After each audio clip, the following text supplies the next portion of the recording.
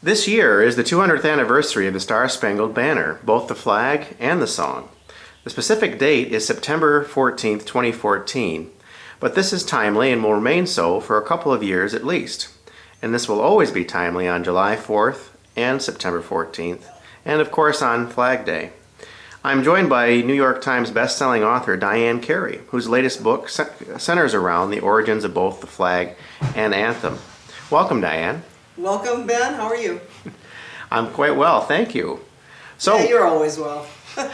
What's this book about? I understand it's called Banners. What's Banners about? Well, this is the cover of Banners, and it sort of shows you what it's about. It's about Francis Scott Key, who of course wrote the words to the Star-Spangled Banner. It's about the banner itself, which was an enormous flag not made by Betsy Ross, made by a lady in Baltimore who was a professional flag maker named Mary Pickersgill, and her name should be a household name for us in America. She took this enormous flag that was bigger than her house and made it 350,000 stitches one at a time by hand, so it's really something. And the third part of the story is about the privateers, these sailing ships, the private captains who went out and fought the war at sea, because America only had 6 ships in its navy, and we declared war against a navy that had 900. So these private captains took their ships and went out and became warriors for the United States. Not what they intended, but they did it. Well, as we've noted, you've written a number of books, 53 books in fact.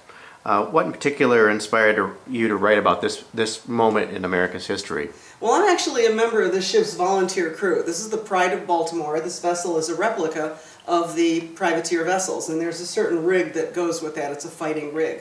And they were being turned out at Fells Point in Baltimore at the rate of, I think, about one every 2 or 3 months. So they were churning these fighting rigs out real fast. And I'm a member of the crew, so I know this story, and I've told it to hundreds of people aboard the ship and visitors and people on the dock, and it kind of got to me that more people in America don't know this stuff. We don't know really who Francis Scott Key was and what kind of person he was and what he was doing there. He was in the British fleet standing there watching the battle at Fort McHenry when he was inspired to write the words of the Star-Spangled Banner. So it kind of got to me that people don't know him, they don't know Mary Pickersgill, they don't know Captain Tom Boyle, the most famous of the privateer captains. And Tom Boyle actually took his one ship. You know, England was blockading the United States and preventing trade, which was horrible and terrible and should never happen, but it did happen. And so he got fed up with running the blockade. He went over to England. He took his one ship with what we would call true American spirit. And he went over there, he nailed a note on Lloyd's of London and said, Britain is now under blockade by the United States. One ship. And it worked. It caused the British insurance rates to skyrocket, and they couldn't even get out of their own harbors. So they sent the Navy over here, attacked Baltimore, and that was where Francis Scott Key was, where he saw the flag. So it's all tied together, and all of this should be absolute common knowledge in every American household. So that's why I wrote this book. Well, obviously we're talking about the War of 1812, whereas many Americans will associate the anthem and the moment, his observations, with the Revolutionary War. Why is it, do you think, that we don't see the War of 1812 discussed more at length in school textbooks and classrooms? Well, I think primarily it's a fairly complicated war. Things were quite a bit simpler in 1776, and every 4th of July we actually celebrate the wrong war with the glare of the rockets and the bombs going off and the fireworks. As I was doing my research, I discovered that it was a time of real economic and trade blossoming in the world. Nations were coming into the modern age and what would very quickly become the Industrial Revolution. So it was a complex time, and there was a lot happening, and factories were about to be built, and people were going to go from being America was going to go from being almost 90% farmers to people going into industry and all sorts of other things. And it was a it was a time when there were lots of big personalities at work. There was the war on the Great Lakes, and there was the war in New Orleans, and the war was all over the place, and the whole world was taking notice, and England was fighting Napoleon, and it was just a tremendously historically complex time. And the war had murky beginnings and a murky motive, and it had kind of a murky ending. So Americans just don't know it. It doesn't have one of those, it began here at Pearl Harbor and it ended on VJ Day. We don't have the concrete this is this and this is that. It takes a little bit of work to understand the War of 1812, and rather than work at it, I think we have forgotten it. One of the interesting points that your book touches on is Key's pacifism. Many would be surprised to know that he was a pacifist in the first place, but as a pacifist, what did you find in his character, his observations led him to write what is now considered to be among the greatest, if not the greatest, battle song in history? This is part of why this time was complex. Lots of Americans were against this war. It was a politically motivated war. There were people in Congress who wanted to have an excuse to seize Canada. Well, that really went against the grain of people like Francis Scott Key, who was a pacifist and did not believe that war should be used to conquer other people. And I believe he's right. That's just my personal thing. I don't think America should be conquering and seizing land, and he didn't like that idea. So he was against the war from the beginning, and lots of people were. It was a very unpopular war. So it was, as I said, it was murky, and there were lots of reasons for it. But by the time the British came over to the United States and started raiding and burning our cities, they raided and burned Washington and began to fight on our lands and in Maryland, which is where he was from. He was from Frederick County. By that time, he couldn't take it. And at that time in the United States, we were just a whole bunch of states independent from each other. We weren't all that united. So the governors wouldn't even send their militias over state lines to defend the next state. So it wasn't like the United States really had an identity as a country. We were just sort of a bunch of little things over there, and nobody paid much attention to us. So this was one of the incidents that galvanized the United States and the American character, and you can almost see it in Francis Scott Key's change in his personality. He actually later joined the militia because he couldn't stand the idea of foreign troops on American soil. And by the time he was in the British fleet he was a lawyer, so he was trying to free another American who was captured by the British. And he was standing there, they wouldn't let him leave because they knew they were going to attack Baltimore.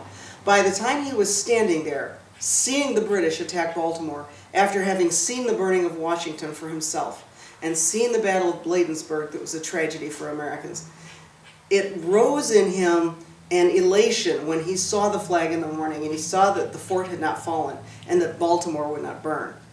And it brought into him this tremendous sense of victory that maybe being American meant something. It meant something in the world, and he wanted to write that down. He wanted to commemorate that moment, and that's why he wrote these verses of what later would be put to the song, the Star-Spangled Banner. He liked the music. He already knew the music. It was a popular song. He had written words to it in 1807 when Stephen Decatur had his victory in Tripoli.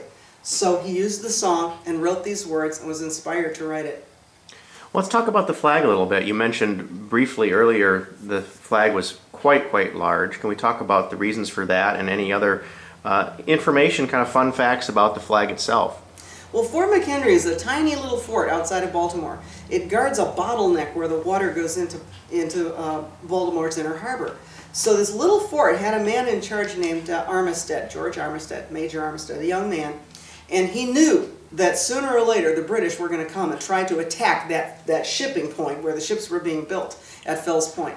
And he had to guard that little neck of water, make sure that the British didn't get past there. He wanted no mistake that he was going to fight, and he wanted big flags to proclaim to the British that they were going to stand their ground.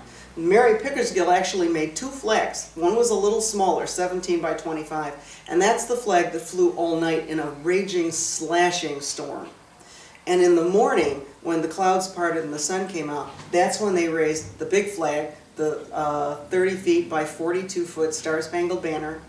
The banner, the stars are 2 feet across. I'm about 5'2" if I inhale, and I'm a little bit shorter, I think, than 3 stripes. This thing is vast, and she had to put herself to work, and her daughter and her 2 nieces and a slave lady that lived with them and a free lady that lived with them, and they were all working on this flag making business.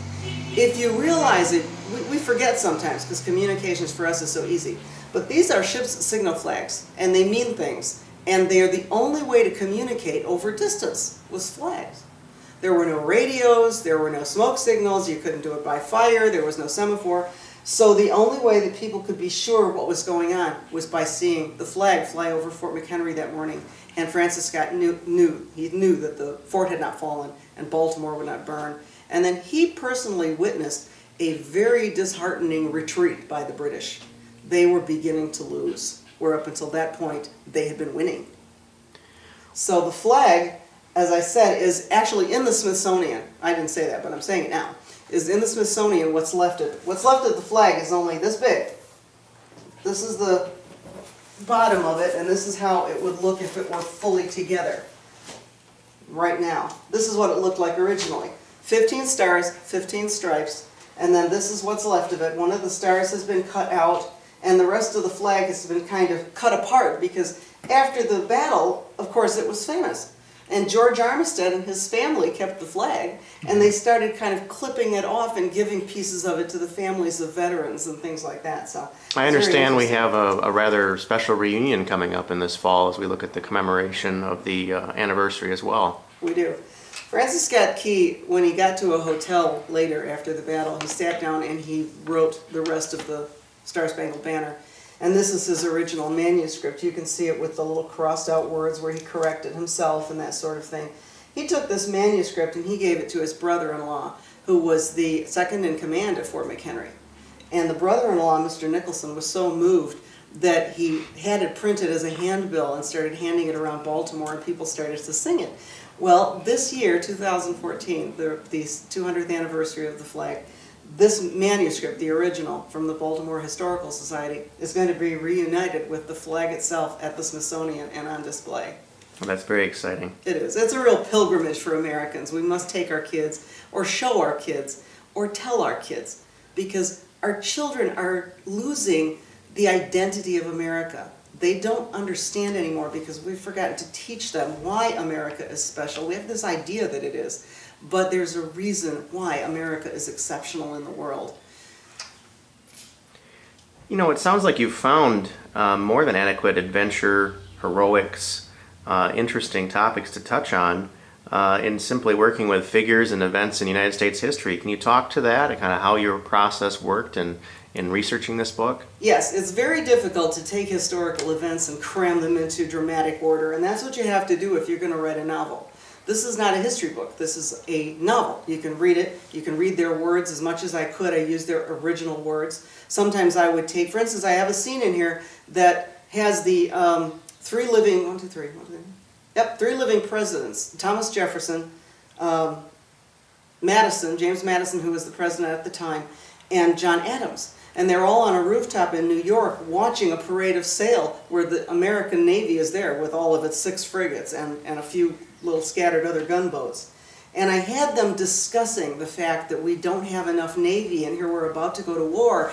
And James Madison is between these two gentlemen asking them, what should I do? Do you think I should go to war? Should I listen to these people in Congress? And it dramatizes and it gives them life. We have Francis Scott Key with his friend Tom Boyle, the captain of this ship, and I do believe it's a very good chance they knew each other. And the captain of the ship actually lived kitty corner from Mary Pickersgill. I know they knew each other. And it's a beautiful reawakening of these people. Francis Scott Key is no longer just a name. He's a person. You can see him with his family, with his slaves, with his whatever was going on with him at the time in the military, trying to decide what he's going to do. Is he going to be a soldier or a minister or a lawyer or what? He was being pulled in many different directions. Francis Scott Key could have been president if he had just said, okay, I'll do it. People don't know that about him either. But his uncle became the Supreme Court Justice at the time, a little bit later, and his uncles were lawyers, his father was a judge. These were the people who were making America at the time, and he had a chance. It was very interesting, and he's interesting. So bringing these people to life, having Mary Pickersgill go across the street and ask Captain Boyle, where am I going to get 1,200 square feet of English bunting through the blockade to build this enormous flag? That's a lot of fabric. And it has to be English bunting or it won't fly right. So having these people talk out their problems and argue with each other and have the discussions that they would have been having at their own kitchen tables brings it all to life. And it was difficult because, as I said, I have to cram it, real events into dramatic order, which isn't that easy. But sure is fun, and I hope it's fun to read. It sounds like a remarkably accessible book. I understand that the book is going to be available in the fall for pre-order on Amazon.com. It's actually available, for pre-order now Yep, it's available on now. Amazon.com and other authorized booksellers. Yes. So we just thank you for taking some time with us today. I appreciate it very much. You'll be able to get the book. The book will be delivered itself in August, and going to pre-order it now. I sure hope everybody does, because if you don't read any books about the War of 1812, just read this one. You'll understand. And it's pleasant, it's fun, it's good reading, and then you can tell your kids. And it's GP. Anybody can read it. Well, thanks for taking some time with us today, Diane. Thanks very much, Ben. I appreciate it.